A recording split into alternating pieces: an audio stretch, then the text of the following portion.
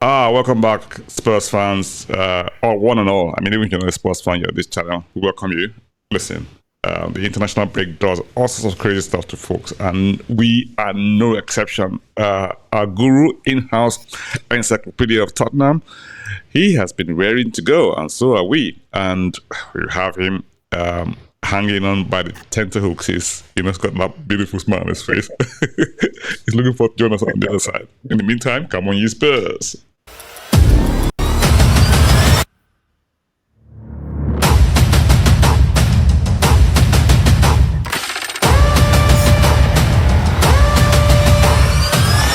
Come on, you Spurs. Welcome back, Chuma. How are you? Oh yeah, I'm wonderfully well. Happy to welcome the Mad Hatters of Luton to the wonderful meal Andrew's cooking. Will they bring will they bring desserts, or will they just come in and attack the meal from the start? Let's find out. In the meantime, we've got some housekeeping. If this is your first time viewing, welcome to Come On You Spurs. Even if it's not and you're back in and you haven't subscribed, why haven't you subscribed? Click on the subscribe button, notification bell to be alerted every time we bring out new content. Like the video, comment, let us know what you think about what we're saying, and also your opinions matter very much. And as always, it's Come On Ye Spurs. Yeah, welcome back, guys. Listen, it's been international break, as Shuma said. I mean, we want to see what Ant's cooking. And for those of you who've been following Spurs this season, we know that we had an amazing run of 10 games, and we kind of, almost like set the template for what the season was going to look like until that came at Luton when we lost Bissouma to a red card. And then the following games just seemed to things just went downhill.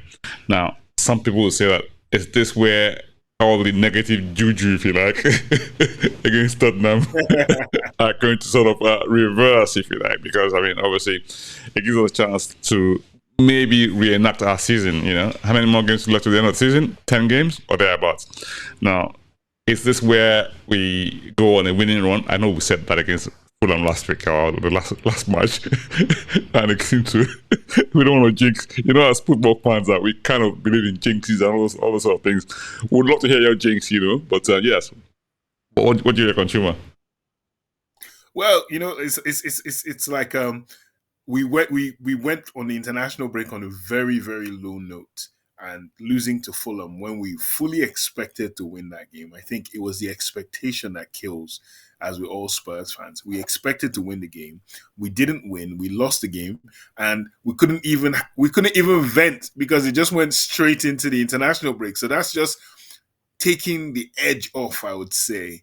And then next prayer was hopefully none of our players would get injured on international duty. And as it's worked out, they've all come back healthy. I think the only absences are Ryan Sessegnon and Mano Solomon, who have been long-term injuries in the first place. Also, I think a welcome back to Mickey Van de Ven, who people are looking at as part of the reason why we didn't do well at Fulham. They felt Dragoshin wasn't really up to speed. He wasn't really used to playing that position. But yeah, I think there are loads of positives coming into this game against Luton, and we'll see how it goes. Yeah, I mean, Luton 3 p.m. kickoff Saturday at Tottenham Hotspur Stadium in London. We're still waiting for those naming rights. I don't know. Are we having naming rights this season or next season? I think you find with Tottenham. I mean, a lot of negatives have kind of gone to rest just for a little bit, only because I guess the team has been playing well. So we don't want to sort of dwell too much on those criticisms that have leveled at the team, at the coaching staff, at the management, at the board, and all of that, and at Daniel Levy. So we want to focus on positives today, if you like. So we got Van de Ven back. Back four seems to be back. I mean, hopefully we'll have a full complement of squad members. There's a bit of news coming out about Lolo playing with a toe injury, while recovering from, his two, so consecutive injuries. So it just tells us a little about the spirit of the guy, is ready to compete, ready to, Now, you have this, I'm not sure if you want to call it a conundrum of players who seem to get fit for their nations. When it comes to Tottenham, they just don't play. Look at someone like Lo Celso, for instance. Lo Celso is like, I mean, his first choice in his position in Argentina. Argentina are World Cup champions. The world champions, you know. We've got a guy in our squad who is not a first team starter and is a World Cup winner. Come on, how does that even work? Right, Lo Celso seems to be a little bit injury prone, and this is not about Lo Celso here. I'm just sort of saying, you know, it just seems to happen like that. And then you have someone like Bentancur, who's, you know, chomping at the bit to get onto the team, and okay, fine. He's trying to find his form back after sort of couple of injuries that sort of sidelined him for a good part of the season, and it's understandable that he's going to take time coming back into form. So yeah, I mean, we have Bissouma, who again has that low patch where he's been dropped for his national team. I mean, come on, how does that even work? I mean, is it a thing of on basis of his current form, or the coach wants to try something new, or what's going on there? Yeah, so I'm very surprised that Bissouma wasn't picked by Mali, but I'm a huge fan of club football over international, so I don't really care. The more he gets to train with Ange, the better. And leading up to this game, where more or less Luton took his powers away from him, and now he gets the opportunity to regain his powers, I am so pleased that Bissouma stayed behind. So I'm not one of those guys that wants international glory. That's for them. I don't care. I care about Tottenham Hotspur Football Club. What do you think?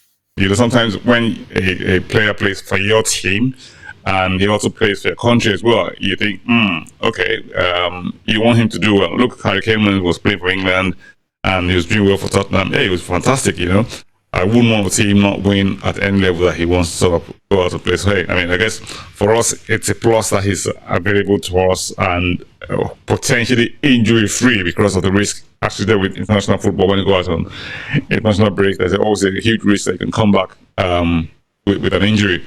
Also, you have these, what I call, some people call it meaningless friendlies, international friendlies. So it's a bit of a difficult one from a balanced perspective, if you like. But hey, we're not balanced here, are we? We're Tottenham fans. Let's just stick to Tottenham stuff, shouldn't we? Right. So that leaves us with a conundrum for Ange when it comes to selection for the far midfield. You have Maddison is back. Lo Celso seems to be getting back his form. He was fantastic in Argentina for Argentina. You have Bentancur getting back to form. Okay, Bissouma maybe a little bit iffy, but picking up his rhythm again. And Pape Matar Sarr, come on, that guy is an engine room in that midfield. And there's rumblings that Højbjerg wants to fight for his place and doesn't want to go. And it's come on, had a bit of a cameo. And he's done well at times he's come on, but you can see that he's not quite the Højbjerg we had when we had him at the start, and doesn't seem to fit in with Ange's system. But I've been telling him to come on this season when he's actually put in a good shift and made a difference in some key matches that we played as well. So it's a good place to be in from a Spurs perspective. You have players who are fighting for limited places, and it creates competition in that space, and that can only be a good thing from a Tottenham perspective. And the forward line, you've got Richarlison, who's had a bit of a spell of injury, but he's back now, and we just hope that he kicks off from where he left off before. You can see that he had a bit of a long time before he started really cooking for Tottenham. And when he started cooking, he had a run of games where he scored like 6 times consecutively, which has been remarkable given how much stick he's gotten from Spurs fans before then. Now, I'm loving Richie, I'm loving the fact that he's scoring goals and he's putting his chances away. You just need that to sort of a little bit of a hiatus when he had to go back from being injured, and now he's back in the lineup. Will he start or will he come off the bench? What do you reckon? Well, in my opinion, I think I would rather play Richarlison and put Son on the left and Kulusevski up front. But I think the key point in this match is Maddison. Maddison came on for England against Belgium. Who's the second team? Belgium. And as soon as he came on, he just started doing his started making these little touch passes, one touch, two touch passes, and he created the assist for Bellingham's equalizer right at the end. And you could see flashes of the real Maddison. So for me, I think Maddison is going to be key in this game when he plays. Kulusevski also played well for his country as well. So I'll play. I'll bring the old band back. I'll bring the band back together again. So I'll just go Kulusevski, Son, and Richarlison up front for this game. Well, you say that though, but if you think about it, Brennan Johnson has actually put in a good shape in the last few matches. Come on, I mean, it's been effective. It's had assists. It's got goals, and you have young Timo Werner who's like on loan with us, and he's not doing too badly either. So I mean, we've got, I don't want to call it an abundance of riches up front, but at least something, a bit of, you got choice basically, and that choice obviously can only be helpful and be a helpful thing. We had a time when we had limited choices to choose from. Now it's an abundance of choices to choose from, and which contrasts with Luton. I mean, I don't like to talk about the other teams, but I mean, you have Luton who have over 10 injuries, to contend with, For me, I don't care, to be honest. But that's just the nature of the game, isn't it? And I heard the coach. Yeah, no. Yeah, I heard the coach saying that even the coaching staff are affected as well. One of the coaching staff came on as I think fielding one of the roles in training, and he pulled his hamstring. when it rains, it pours, But hey, that's football for you, and we've had to run through our own injury spell. So I guess everything goes through that over the course of the season. And I think one of our programs we talked about Ten Hag and the challenges he was facing as a manager, and the fact that he wasn't quite delivering, if you like, from a Manchester United perspective on the quality of football they wanted to see, the result on the pitch. But on the other side, if you sort of have what you might call mitigating factors on his part, where he's had plenty of players, key players for that matter, who haven't featured or have had not great spells of form. People like Mason Mount, for instance, came on with plenty of money from Chelsea. He hasn't played that many games. Casemiro has been off, injured for long spells. And you have people like Luke Shaw, who hasn't actually played that many games either. So it's been, and you have Wan Bissaka has been coming in and out. So you have plenty of folks who haven't really played that many games for them this season. This is not a Man United page, but I'm just saying that look, teams have had to go through challenges when it comes to injury, and have been no different. It's just a matter of how well we cope over the course of the season in managing those squad challenges. And I think we've coped reasonably well given the level we're at. And people are saying that, okay, do we need to strengthen that squad further for next season, or do we just sort of kick off from here and just? I mean, I don't know. What do you reckon? Well, first I'll go back to Luton. Luton's manager, I kind of really like him and respect him. I think he's gone a bit overboard with the praise. I think there's this thing called damning you with faint praise. That's what it's called. I think that's of killing you softly with praise. He's very effusive in his praise of Tottenham. It's almost scary. But with them, I think they're like 3 or 4 guys that, if they are fit and playing, those are the guys I would watch out for. And one is Alfie Doughty, who I think, in my opinion, I think Tottenham should have a look at. He's a left back, but he's a left wing back, similar to how Udogie plays. He's always in your box. He's a wicked crosser of the ball. Then you have Ogbene, Nigerian Irish gentleman in the right wing, very physical. Likes the one-on-one, tries to outpace his defender. Then you have Adebayo, the striker, big lad, who can be quite physical. And then you have the surprise of the season, the redemption arc of Ross Barkley, yet another Nigerian heritage player, if we want to go there. But Ross Barkley has been very impressive. He's been a beating heart of the side, and I think, in my opinion, I would have placed him as an outside choice to make the England squad. So Luton, depends on who they field, they can still generate a good team. Yeah, now back to those two, Ogbene and Adebayo, are unavailable as I'm told. So hey, I mean, oh well, sorry to say this to Luton fans. I love you, but oh joy, they're not playing. This is where we bring out that fruit, It's a play like violin. I know, right? It's like violin, right? Really sorry. They're gone. They're gone. They're gone. Well, sad thing. Ross Barkley still plays, so I think we'll get to see him. But regarding Tottenham and where we are, we've progressed really, really well. I think we've adapted to Angeball far quicker than I think any other side he's ever coached has, apart from Celtic. But then you'd query how strong their league was and how big a team, status-wise, in Scotland that Celtic were.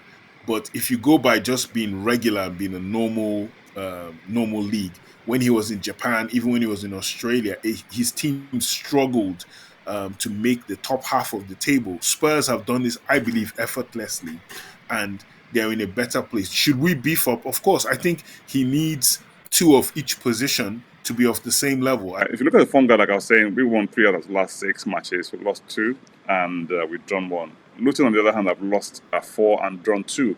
Now, looking at the form guide, I mean, it doesn't mean anything in the grand scheme of things because, I mean, we know that football, honestly, you play as well as you can on the day and hope for the best, you know, because it's the hope that kills you according to Tottenham fans. So, as you mentioned earlier on, so yeah. Should we hazard a guess on what the scoreline will be? I'm a little bit worried this about scoreline. But hey, let's give it a go. What do you reckon? Tell me. What do you think? Yeah. Why not? Tell me. Well, I'm taking the Optimus hat per se. On my Optimus hat, I'm going to wear my Optimus hat and go for a 3-0 clean sheet and 3 goals Spurs. If possible, if they can score more, probably I think they want to make up for what they did to us at Fulham. Great stuff. I think I'm going to agree with that one. 3-0 Tottenham. You know, we'd love to hear your comments and see what you think. You guys are listening, where we're watching this from. Yeah, let's hear you. Yes, we're looking forward to the match. 3 p.m. kickoff.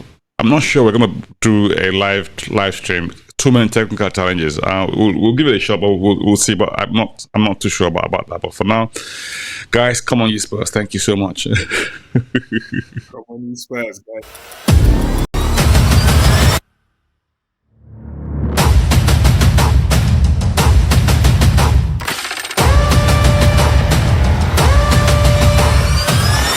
Come on, you Spurs.